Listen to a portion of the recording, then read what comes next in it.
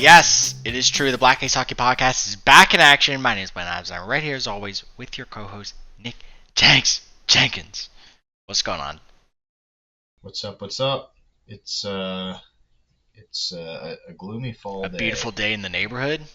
It's a beautiful day in the Okay. neighborhood as we continue to prepare for the Halloween festivities around here. Oh yeah. That So I we're can looking legally forward to that. partake in this year. My first year. Yep. He's back off the IR, baby, and Blackout Painter is back in class. So let's go. Goddamn right. It's been a long time coming. I appreciate the fans, supporting me throughout these trying years, but we are not taking the bus this year, which is very, very exciting. Just really have the full Erie experience. Me and Jenks are gonna hit the golf machine out there, plant some seeds, plant some virtual seeds because it's gonna be way too cold in Erie, PA. But Yeah. yeah, man, it's hockey's in full swing. Tournaments are going. Varsity, middle school, JV's going. Freaking travel's going. It's full swing nonstop now, so it's an exciting part of the year for us hockey fans, and the NHL is starting to kick off, and college is starting to kick. I don't know if you want to spoil it, but I think we're planning a college trip this year. Very excited about it. So maybe fill the people in on that. Yeah. Little quick breaking news. We're gonna do a Black Aces pod visit on site for the special outdoor game that is going to happen in State College this year. Penn State, Michigan State at Beaver Stadium. It'll be a fun one. It's going to be freaking freezing, man. Yeah. Bring your snowsuit and then buy a snowsuit to put on top of that. But Well, I'll have a physical snowsuit, and then I'll have a liquid snowsuit layer on top of that. So technically, it'll like balance out. that the alcohol coat is a real thing. It's Let me true. tell you. You might So wake up sick, but who cares? You felt warm in the moment. I felt fine in the moment. You got frostbite on your nips maybe a little bit, Yeah, but that'll happen. it battle scars from a good day. Yeah. That's all it It's is. called memories, ladies and gentlemen. That's what it's called. That's Yeah, it. you just don't wake up in jail. That's truly Just, it. yeah, as so long as fair. as long as you avoid that, I think you're fine. When you get there, just mental note to everybody that's listening. When you get to where you're going, just lock your keys in a safe and leave them there till you go home. That's true. Very, very valid lessons learned. So, jumping into the NHL topics of the podcast, I think you know this past couple games, since we're both Penguins fans, we're going to tackle some of the topics that have come up over the last game. And let's hit the lighter one first. Like lighter in quotations. Letang getting 600 assists.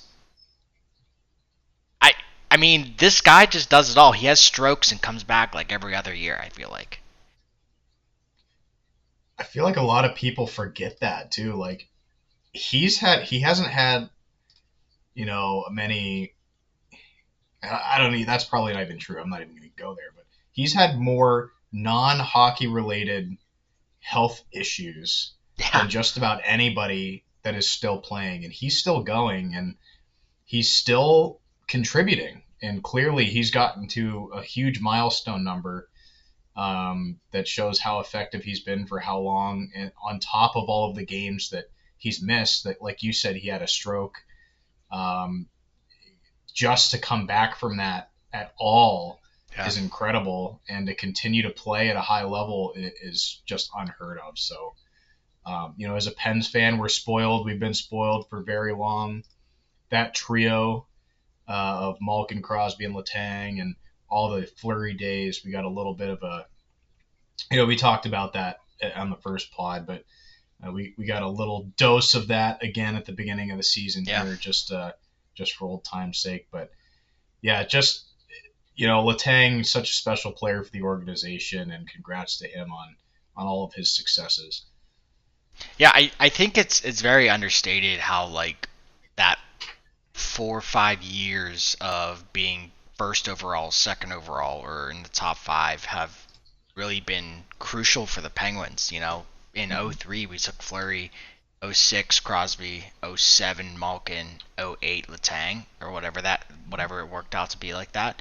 So I think it just goes to testament like these guys are at the top of their game still. I mean, Letang literally was a Norris Trophy candidate just a couple seasons ago. Like I think 2021, 2022, something like that. Yep. Like the guy still can put points on the board. Can he do his old Letang stuff? No, but we're not asking him to. We're asking him to create space, be the guy, the captain on the power play, run that show. We're asking him to, start the offense with 1-2 strides out of the zone. If he skates the freaking puck down the ice, I'll kill him, metaphorically. But he does his job very very well. He's almost better than Carlson in my eyes. Carlson basically ran Ottawa, which was basically insane with him just being a D man. So yeah, congrats to him. I know it's a very special moment for him, for his family, and especially for Crosby and Malkin, just kind of checking off all these boxes that the Penguins have for them. And honestly, there's not many boxes left that they have to check off for the Penguins. Crosby passing Lemieux in points, in franchise points. What is it, 1896 he has, or 95? I mean, everybody knew this was coming. It's kind of like Ovi's goal. Everybody knew eventually he was either going to get there or pass Mario Lemieux. So this is just insane. This guy continues to do it, and Jenks, he has like 2, 3, 4 more years of just being basically a top 20 player in the league still, which is insane for 40, like 38, 36, that area. Mhm. Yeah, I mean, talk about the injuries that Letang has suffered over the years. Crosby has had so many, ailments, particularly concussions. Yeah. I mean, there was a point where, 7, 8 years ago, he got that one bad concussion against the Caps, and everybody's like, "Is this it? Are we ever going to see Crosby suit up again?" And he missed the rest of that year. He missed a portion of the next season. He came back and then was the Sidney Crosby of old. And ever since then, it's sort of been like, every time he takes a big hit, you cringe a little bit because Yep. you're like, oh no, could this be it? Um, and he's found his footing again. Nobody bounces back quicker than Crosby, and when he's in the lineup, he is Crosby. He never really has an off night. So Yeah. I think once his health stabilized a little bit, there was no doubt that he was ever going to catch this Penguins record in points. Lemieux being one of the all-time great players of the entire game, let alone Pittsburgh just the hero, Penguins. Pittsburgh savior. Pittsburgh's savior. Did it in less games. Um, but man, Against what kindergarten goaltenders? I mean, it. back in the day, yeah. They basically would get out of the way of your Yeah, shot. they're like, oh, you want a goal here? Yeah. But even his career was cut short too, without going into Mario Lemieux too much. Yeah. But he had the cancer scare, and his career was way short. So just some Penguins legends passing Penguins legends, and we're watching all time greatness right now in Crosby, and there's no surprise here to me. Yeah, it's insane. I think you brought up the injury report on some of these top end players. People that are just getting into hockey, we've watched it growing up, but you don't realize how hated Crosby was on the ice because like he was that far above everybody else in the league. Even at 18, 19, 20, like you think of people like Henrik Zetterberg, Lindstrom, Alfredson, like these types of players that are cemented in like the Hall of Fame. He was better than them at 18. So like you have people like the whole Flyers organization coming after him. You have all the D men in the league like targeting him, like trying to get him hurt. Well, not trying, but like we're gonna make it hurt every time he touches the puck, slashing, like all this stuff that I think goes into account for all these concussions. Like he broke his jaw. He had to get it wired shut, and he was still out there mucking and grinding in the corners. Like this guy doesn't know anything than putting his body on line for hockey. And I just wanted to touch on like some of these players. Like we think of like LeBron, like Steph Curry, and like Shoni Otani, Mike Trout, and Bryce Harper, and things.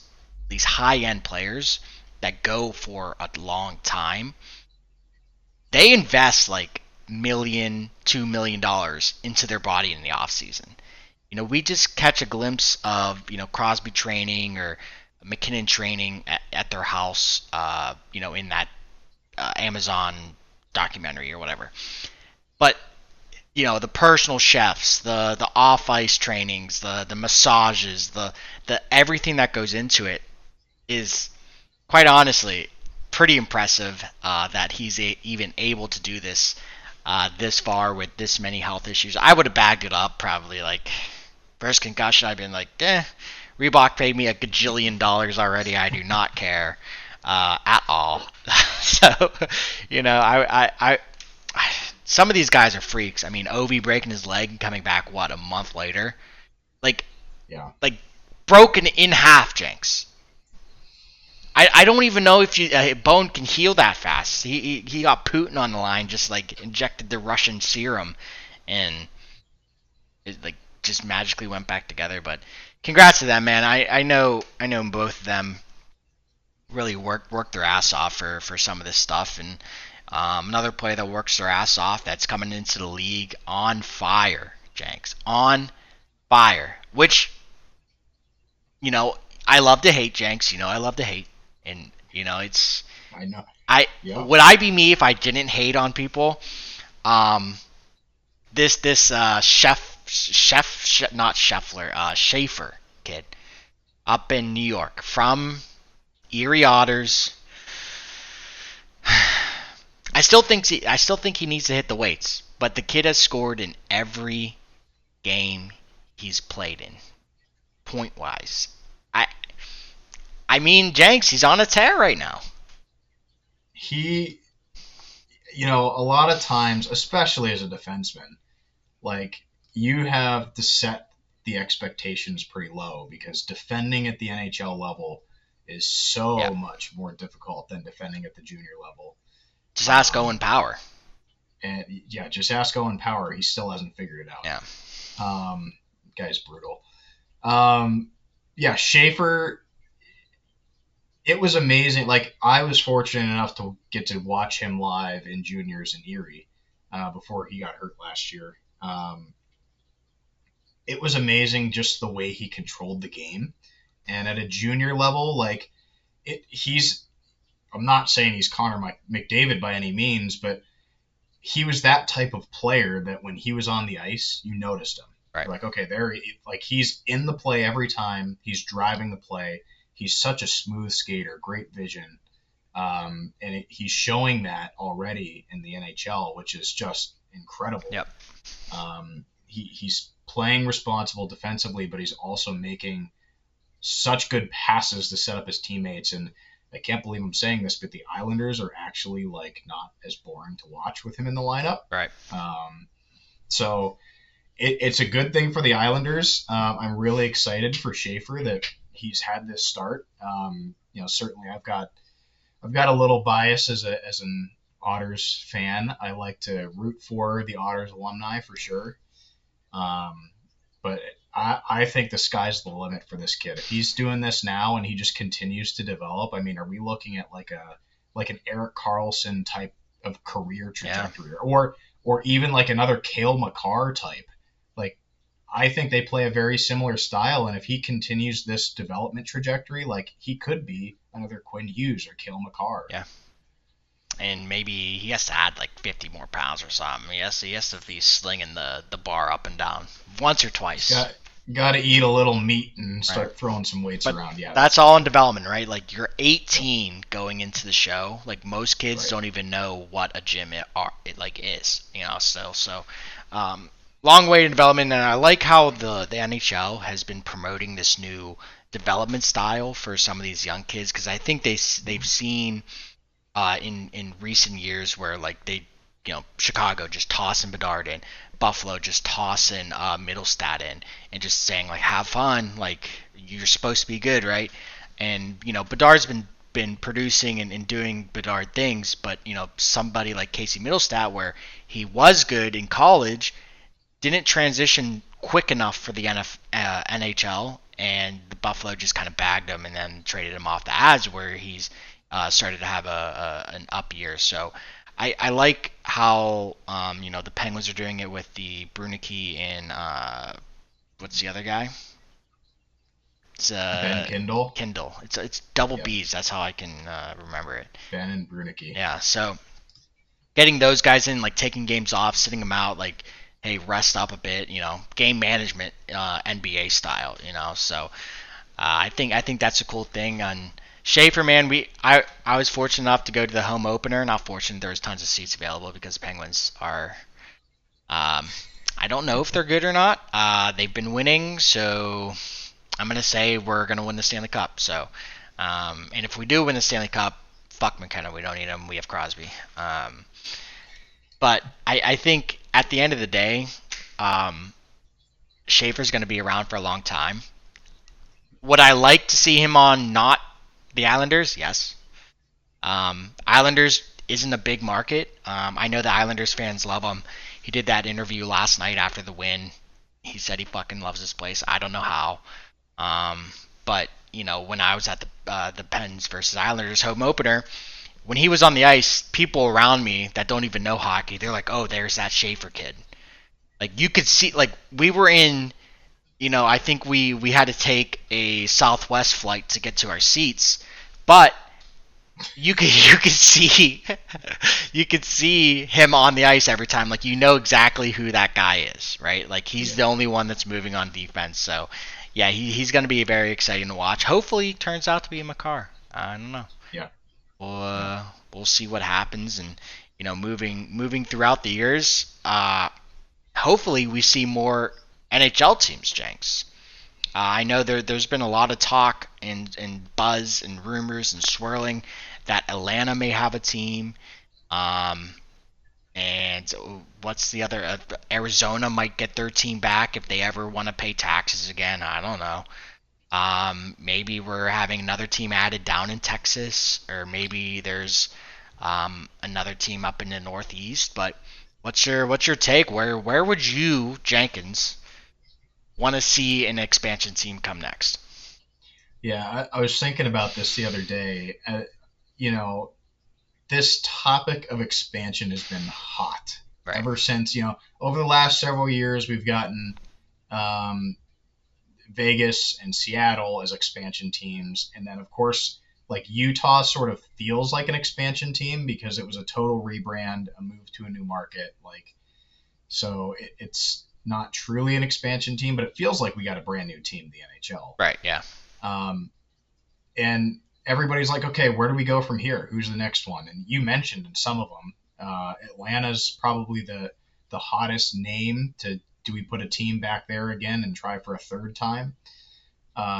Arizona is always in the mix because they keep publicly saying they want to get a team back. Places like Houston and Kansas City have shown interest. Obviously, the old timers want to see a team back in Quebec. That's more of the old time hockey type Yeah. mentality. That's tough. That'd be. I don't think. Personally, I don't. Yeah. Yeah, I just don't know if it would do well there, the same way that it did before, especially the size of the league now. Yeah. But I got a question for you. Good. We see some of these heavily saturated markets in other sports that have two teams. And I think of areas like LA, Mm-hmm. where you've got, the Angels and the Dodgers in baseball. You've got the Rams and the Chargers in football. And then, New York, you've got two New York hockey teams. You've got two New York football teams. You've got two New York, what did I miss? Baseball teams. Could a market as big as Toronto for hockey support a second NHL team? And maybe it doesn't have to Hmm. be a downtown Toronto, but like in the greater Toronto area.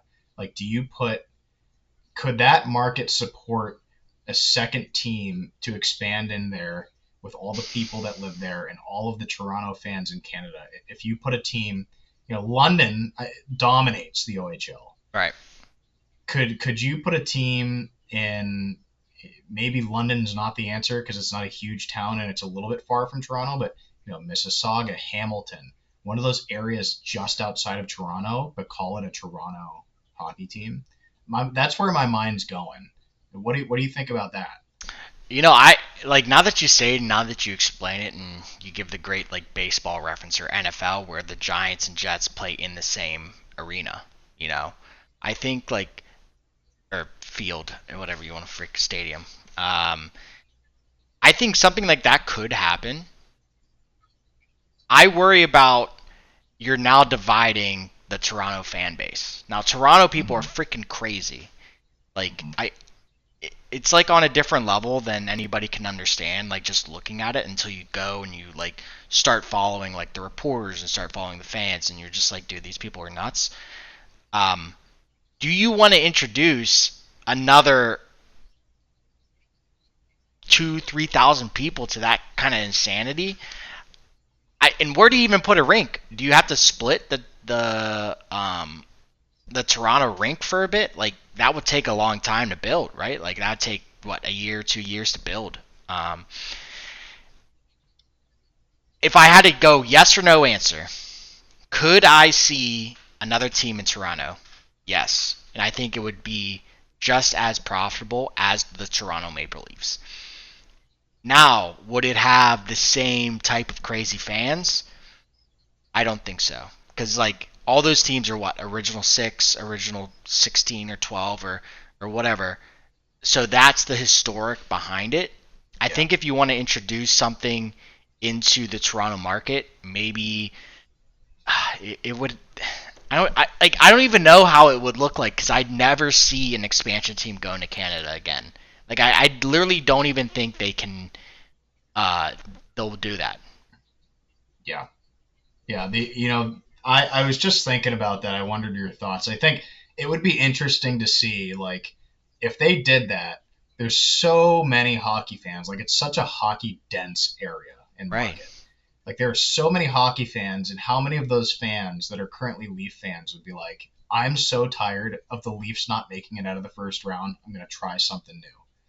And maybe they get some converts that way. Um, Yeah. but I don't know, man. It was an interesting thing as I'm thinking about other sports, and I'm like, there's these great metro areas that support multiple teams in the same sport. Like in hockey, the first one that comes to mind would be Toronto for that sport specifically. Yeah. Hockey's so different though. Like it's not like you can share an arena. I know the Islanders did two arenas for a bit and swapped back and forth, but I just don't. I don't know. I just can't see.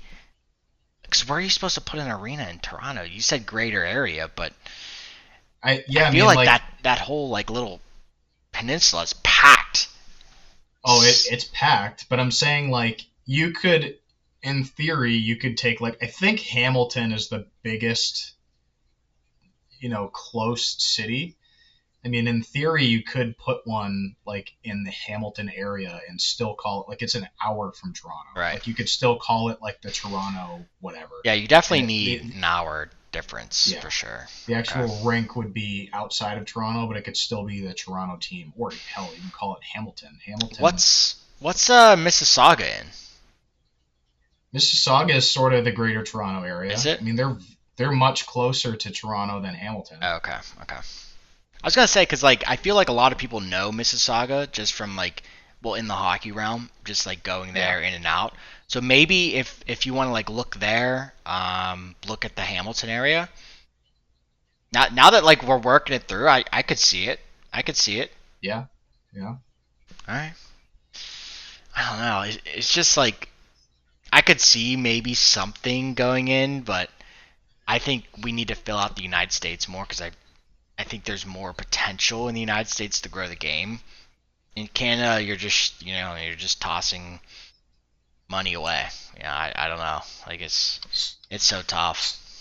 So where do you think, from your perspective, where do you think is the next place that we should go with an NHL team?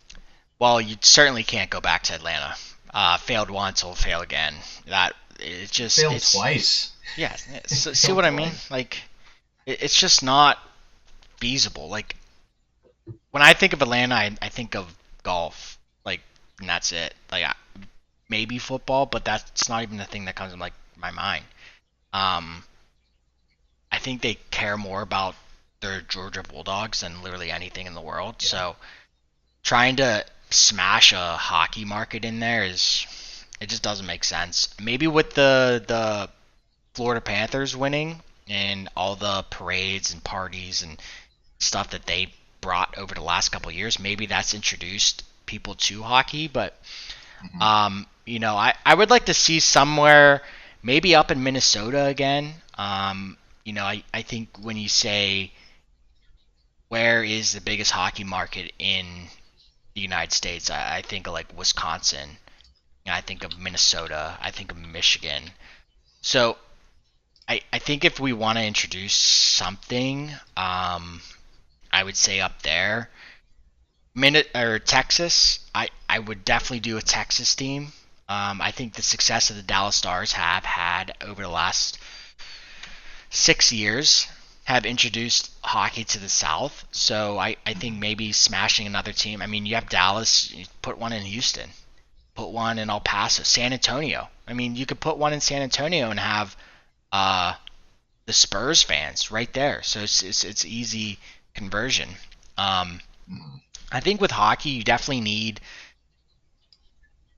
if you're gonna do an expansion team, I think you have to have a destination like Vegas. Vegas is perfect because not only do you have fans, you have people going to Vegas for travel that are like hockey people, and you're like, oh shit, there's a Vegas game. Let's go to Vegas or go see that game instead of gambling $300 million.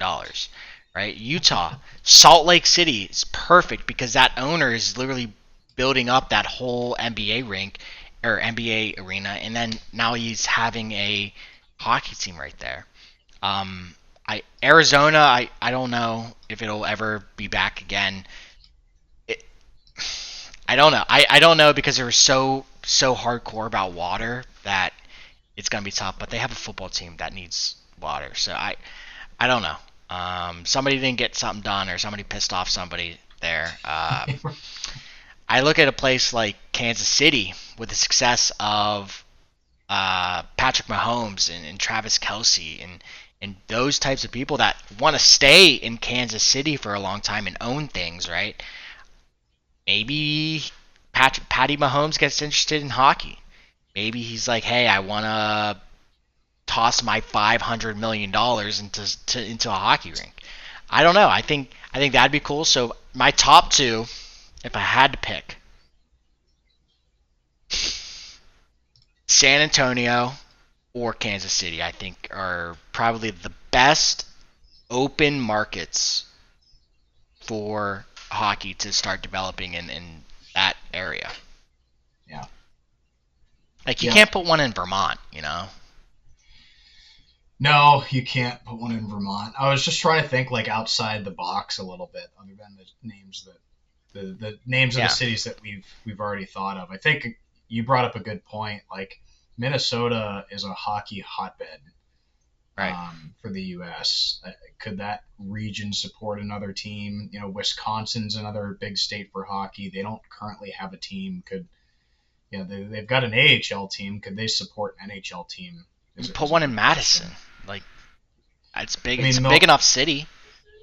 Milwaukee Yeah, has Milwaukee. MLB and NBA. Like, could they support an NHL team in that area? Maybe. I think so. So it's a good point. I just think there's nothing better to do. Like you could sell beer for a gajillion dollars at a hockey rink, and people would be like, yes, because I literally have nothing else to do in Wisconsin. So, Yeah. why not? All right, moving on to our next NHL topic. This one's kind of fun because first 5, 6, 7 games are in the books for some of these teams, and we kind of get to see, hey, who's bringing it and who's not, and that's kind of what we're gonna start. And I want to ask you, who's not bringing it, Jenks? What team are you disappointed in? I think probably the most surprising team to me so far this year has been the Tampa Bay Lightning. Ah, you And stole mine, dude. it's hard to not want to say that. I can see how we picked the Yeah. same team because through this is a team that you just like preseason, you've already got them written in Sharpie as a playoff All team. right. Like this team's going to the playoffs. They're going to be super hard to beat. They're going to be a tough out. They are last place in the Eastern Conference right now. They have one win Yeah. through 6 games. I think that's quite a shocker. Their goal differential is -5. They're just not getting enough goals to win. They've allowed 21 goals through their first 6 games, which isn't terrible. But you probably want a little bit better out of a goaltender like Vasilevsky. Yeah. So Paid I the think man. if any, yeah, I think if anybody is surprising me in that way so far, it has to be Tampa. Yeah, I'm gonna go a little bit different. Since you stole mine, I had to go to my second selection, and it's gonna be the Edmonton Oilers. I mean, Connor McDavid just got his first goal of the season, and for a player of that caliber, like who just signed a contract, not saying that's a big factor for somebody like him, but hey, dude, like you wanted us to commit to doing the right things in the next couple of years here while you decide we need you. Like we need you to do you things. I'm not saying he's terrible. I'm just saying we need more of McDavid. You know, um, he's the leader on that team. Draisaitl has a gajillion-dollar contract. And sometimes when I look at contracts now, especially when we're getting into 13, 14, 15 million, you better be a point per game player. I'll tell you what, for free, at least you better be a point per game. Now Connor McDavid's doing that. Leon Draisaitl is on that cusp, but after that, I mean, you see like Connor, Leon, and Nugent Hopkins have all like the top end points, 6, 7, 8 points, and everybody else below them has 2, 1, 0. Yeah. So it's like you can't build a team on that. So I'm very disappointed in how Edmonton's kind of handled the whole Connor McDavid thing in the offseason and then just not rebuilding. I know Stuart Skinner and Pickard are in an immense amount of pressure. I can't even imagine the pressure that they've been under, and they still suck. So it's like I you can't win games, Jenks, giving up 4 goals a game. You can't win in the NHL. I've been saying this time, like, if I was the Edmonton GM, I'd be like, get this freaking loser out of the net. I mean, he can't play for us anymore. Go find the nearest sister of the poor and bring her in. I don't I I think just Edmonton in general, the amount of pressure that they're under to get McDavid his cup, and this start of the season is just so overwhelming. Like they should be killing teams, but they just are not. And maybe this is a repeat of Edmonton's early years where they just suck all the time. Yeah, you hit it all right on the head there. I don't know what the plan is here. It just seems like at least I expected them to do something to try to take a step forward, especially at goaltending. And Right. we just saw Carter Hart, who's a controversial name, but he signed a PTO with Vegas, and with Edmonton's goalie problems, I think there were some people out there who said, I wonder if Edmonton takes a shot on a guy like Carter Hart, who was really good when he was in the NHL, and if he can get back to form, like he could be a guy that they could go out and get for pretty Canada boy cheap. too.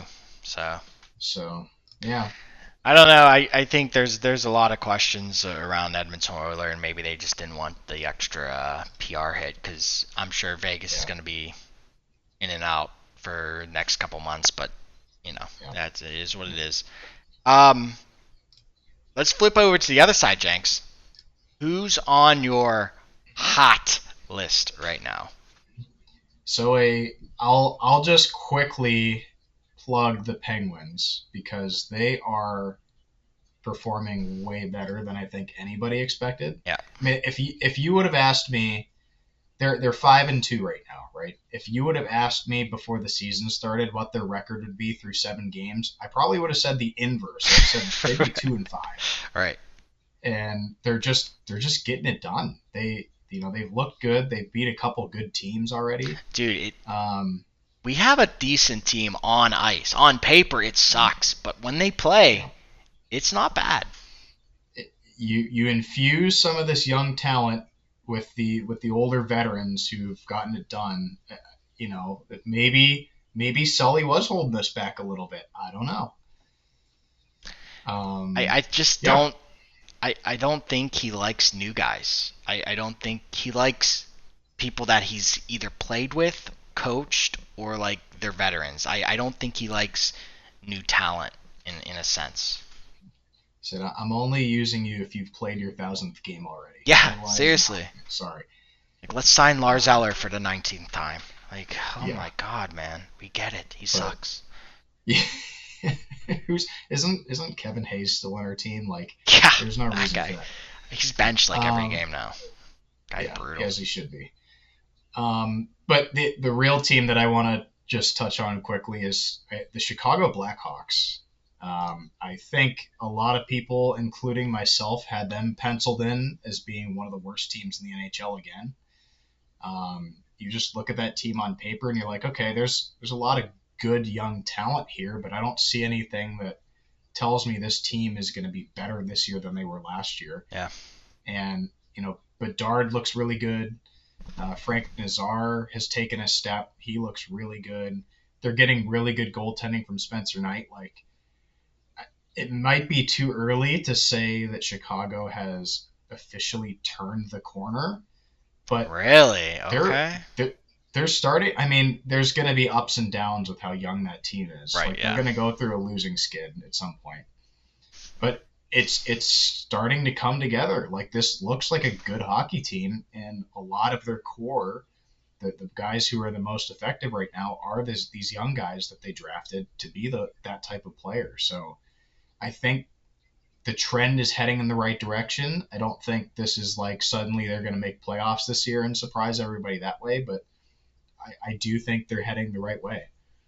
Yeah, that's a good call. I think when I was just scrolling through their roster real quick, people like Teuvo Teravainen, Ryan Donato, Frank Nazar, Tyler Bertuzzi. We saw what he did in all the teams that he's played on, and somebody like Nick Foligno. Like, all these guys are like kind of like mid tier, the second rate guys that Ryan Donato was really highly scouted after college. He played on the Boston team for a little bit and bounced around, but Tyler Bertuzzi, he's a menace on the ice no matter what. Like, his style on the ice, no tooth, long hair, neck guard, really can. You got all the mix right there. So, I mean, I just think they have the players to do something special. Like, nobody's terrible on this team. Like, they got young goalies in there. They got older veterans to kind of guide Connor Bedard in his journey to becoming captain of Chicago. And I think they have the people. It's, do they have the coaching and the systems and maybe the camaraderie that this type of team needs in order to move forward. So that's a good call. I do think Chicago's on the up and up.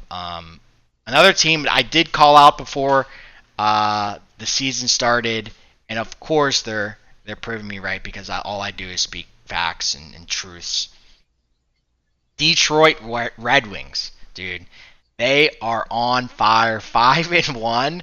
I mean, now they've not played the best opponents, but you still got to win games. Everybody's a professional at that level, right?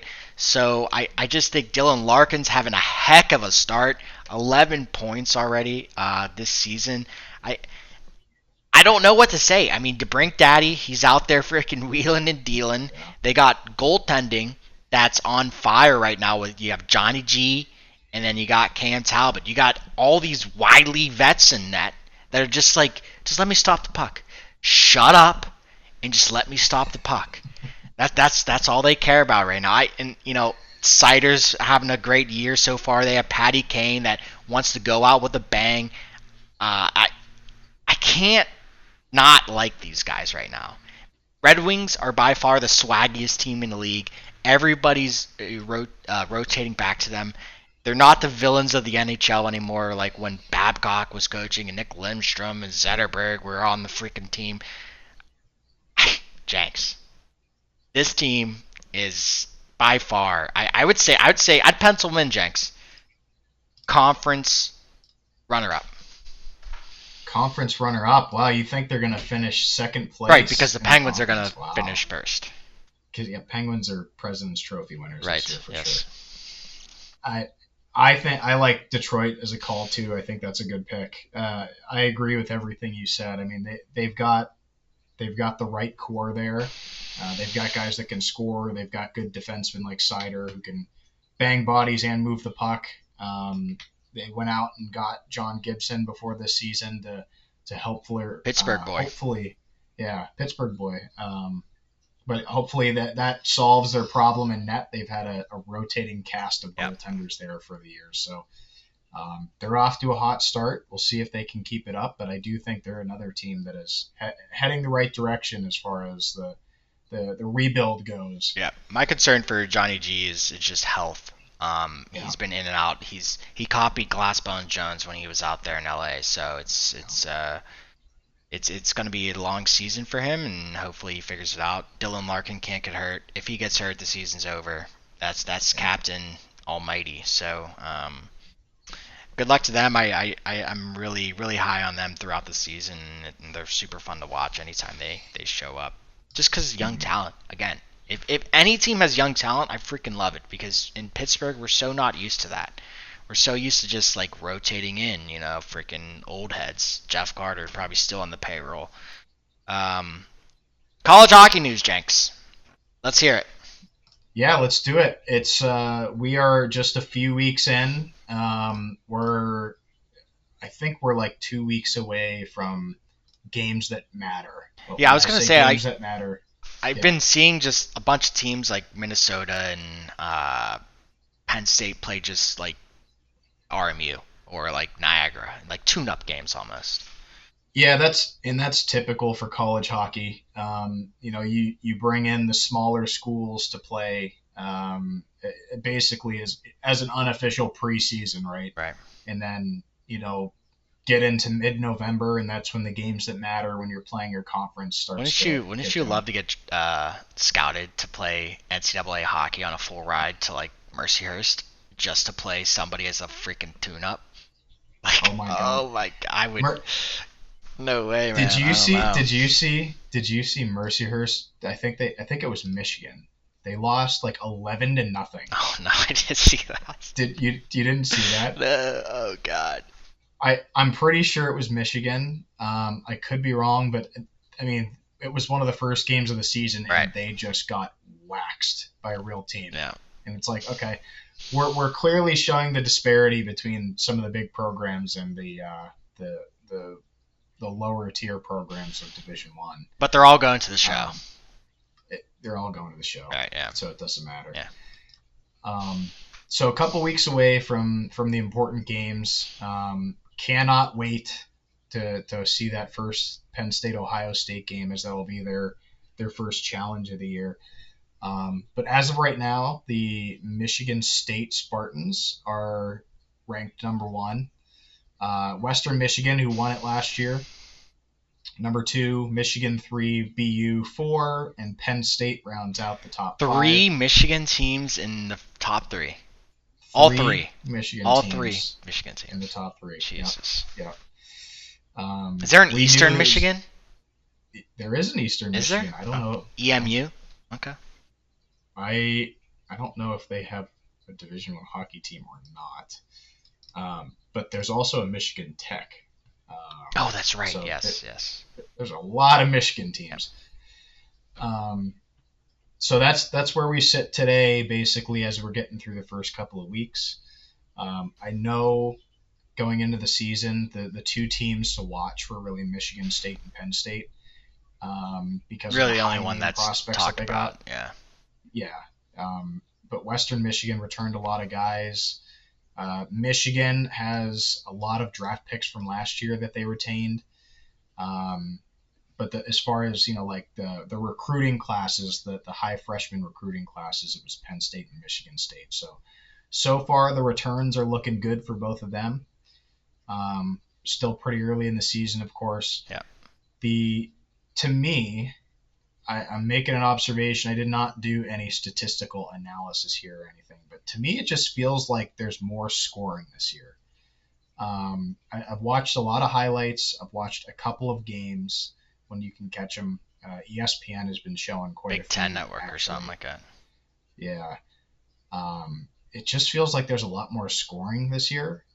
We'll see where we end up at the end of the season. But, like, for example, number one scorer in college right now, Charlie Serrato, I think is how you say his last name, at Penn State. He has 15 points through 6 games. Oh my If God. he went 30 games at that pace, that ends up being what? Quick math in my head. That's Times like, five. yeah, like 75 points. I don't think we've ever seen anybody score 75 points Dominate like that. Yeah. like back since like Paul Correa days. Like it's been a long time since anybody scored that many points. So Who's he play for? within he's a Penn State player. Oh wow. Okay. Uh, Penn State actually has a shameless plug because they're clearly my favorite team, but Naturally. they actually have 3 of the top 5 scorers in the NCAA right now. It's The because other they two played actually Arizona belong to. State twice and just whooped on him and got whooped. Yeah, that does help, but um, yeah, it just feels like there's a lot of scoring so far. So we'll see if that holds up.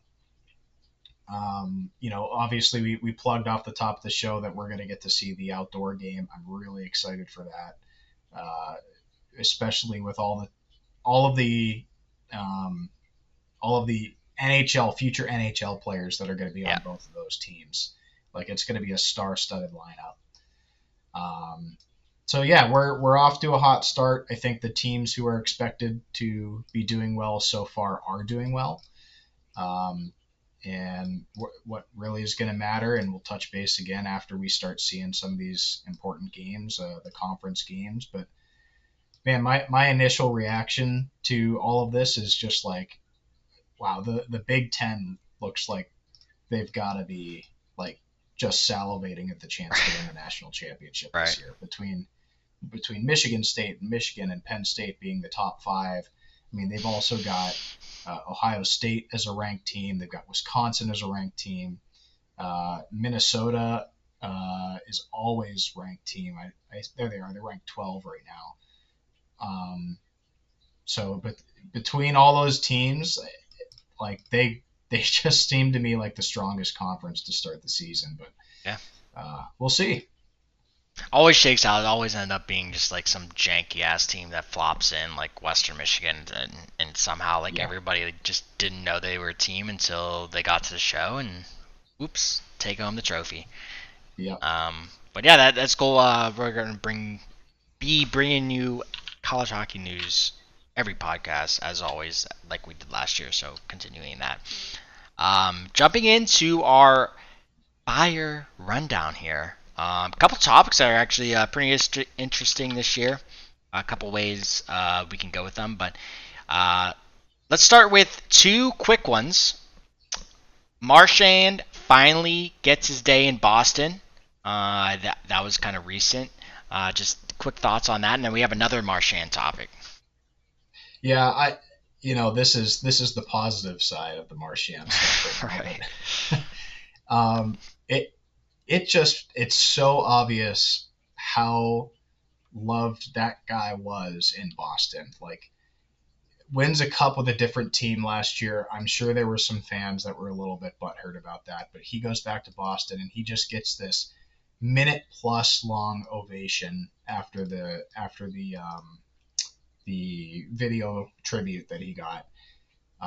Just an all time great, and for the Bruins, an all time great player. And the next debate is going to be, does he get his jersey retired there? And is he considered a Hall of Famer? I think that could go either way. Yeah. But just it's so obvious that he is and will be one of the all-time Boston players the way he was received there. Yeah, I mean, I have no notes for that. That's freaking the emotion that he showed when they were doing that, and seeing the crowd is pretty awesome. I think that's the side of the game that a lot of people don't get to see is there are people. They're not just robots on the ice. So pretty cool to see Boston do that for him. I think everybody kind of realized that was going to happen. So it's pretty special for him. On the flip side, what's not so special, Jenks? What's the etiquette on taking your opponent's helmet to the box and ripping it apart? It's this is, I mean, we're talking about the polar opposite sides of Right. Marchand. Like, he gets so emotional during that tribute, but then you also see Marchand with these clips all the time of him doing just some grimy things. Right. And he takes Dahlin's helmet and he just destroys the thing. And it's funny, if you watch the clip back, you can see him like looking at the helmet, thinking about it for a second, and then he just goes in on it. Right. Darlene looks up like, where is my helmet? Oh, God. Nothing that guy does surprises me Yeah, anymore. it's so. I think the refs just like let it happen because they're like, it's got to be something funny, like whatever. What are you gonna do? Yeah, just sit there and shake your head like, oh Yeah. my god, here we go again. Yeah. There's a good another brand new news. The Utah Mammoths unveiled their mascot. What's your original thoughts about it? I don't really have any thoughts. Okay. It's about. I mean, it's about what you'd expect Okay. for a mammoth mascot. Husky. Did you see a quick related note to that? Did you see all of the ripping on social media of the mascot? I did. Yeah. Like, all the other mascots were chiming in and they were just ripping him apart. I Yeah. was like, oh. Oh Yeah. boy. Grady, and then the Predators guy. Yep. And then Yeah. the new one. Who's the freaking Seattle guy? The Yeti or the Knoll or whatever the frick that guy is. The Yeah. Troll or something. Is it a troll? Whatever it is. It's something like that. I couldn't tell you. Yeah, I don't know. But yeah, it's pretty interesting. We'll see how it goes. I still think by far Gritty has captivated the NHL, and everybody's just trying to replicate it, and Yeah. it's tough to do that because it literally resembles Philly. Just freaking people are lunatics. Avs unveiling Nordiques jerseys, Jenks. I don't think these are the Winter Classic jerseys, but these are just their third jerseys for the year. Yeah, I don't think they're the Winter Classic jerseys either. They don't typically they typically do the reveal of those at the same time for both teams. So probably just third jerseys. I think I agree. I mean, they are representative and accurate to the old Yep. Nordiques jerseys. I like the color scheme. I've always liked those jerseys. I think they look great. So I'm excited to see these on the ice a few times this year. Yeah, they're pretty fresh. I know we did our jersey review last time, but they just unveiled these this week, so thought we'd touch on that. Jumping into kind of like a longer part of the this rundown, might last couple more minutes.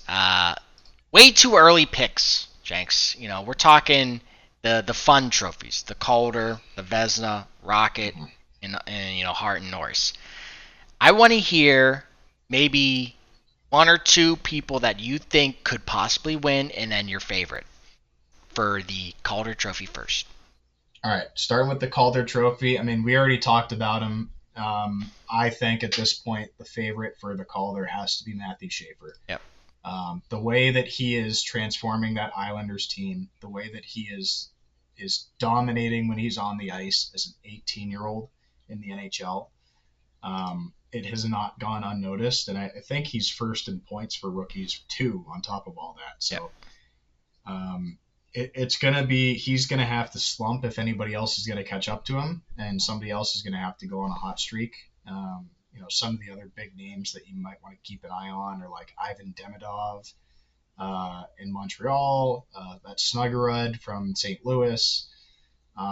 There's a lot of good rookies this year that will probably finish in that somewhere 2 to 5 range for voting. But man, right now I don't see how you pick anybody else but Schaefer.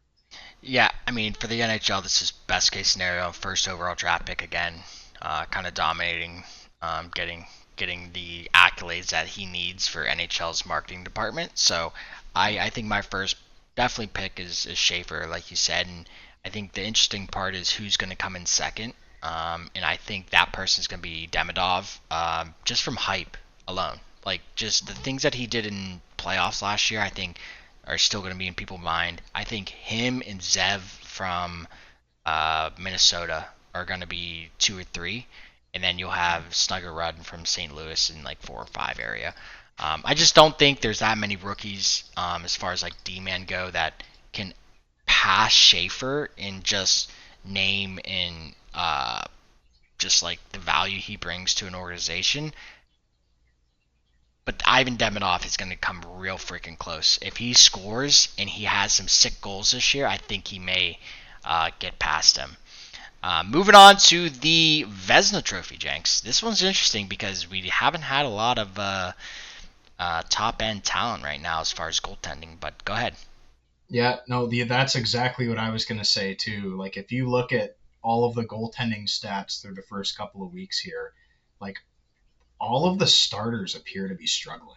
Yeah. Like the top 10 in both goals against and save percentage is a lot of backup goalies. Yeah.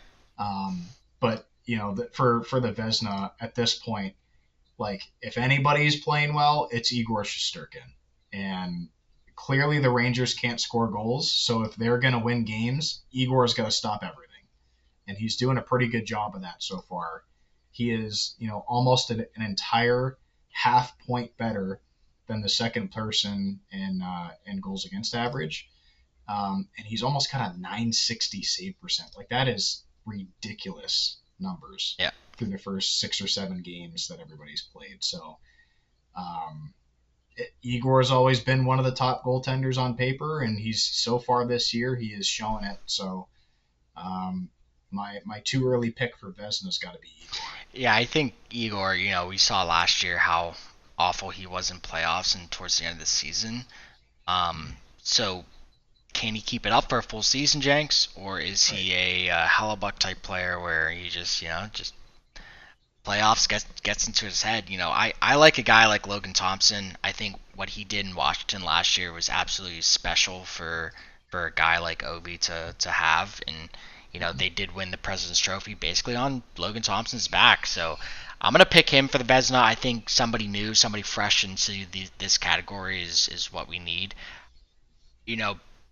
Number 2, if Chicago keeps going up, Spencer Knight might be in the conversation. So I think somebody like that could sneak into maybe the top 5. But I think we'll keep our eye on Shesterkin and Hellebuck as kind of the 2 favorites. I think it's hard to not pick them, but I really do like Logan Thompson as somebody that's going to be up in the conversation. Rocket Richard. This one's always fun. So the first thing that comes to mind for me on this one is you remember a couple years ago where McDavid finished with like 120 points and it was like 40 goals and 80 assists. And people were like, okay, he's got all those points because of Draisaitl. And Draisaitl was the one who spoke up and said, no, McDavid can score goals too. And then the next season, McDavid came out and won the Rocket Richard. Right. Okay. I'm wondering if we could see that same thing happen for Nathan MacKinnon. He's got 6 goals already this year. There's only 3 people ahead of him with 7 goals. And we all know McKinnon is capable of putting up the big numbers, and he drives the play. Like he's easily, depending on who you're talking with, he is between the top 3 and top 5 Right. player in the NHL. Could he find an extra gear and just say, you know what, I'm gonna just pot as many as I can this year, and break 50 goals, maybe score between 50 and 55 goals, and win the Rocket Richard. Right. So I'm speculating a bit here, and maybe that's a long shot based on the way McKinnon plays the game, but I think he's got the skill to do it. So I'm gonna take a stab at Nathan McKinnon for the Rocket. He can win basically anything that he wants, truly. I'm going to go with a guy that just signed a massive contract last year and he wants to prove people wrong. Kirill Kaprizov. I think this man's going to put in a gajillion goals this year. He's right underneath McKinnon. I mean, it's so early, right? Early picks. With 5 goals, right next to Justin Brazeau. So, I mean, that's how early it is in the season.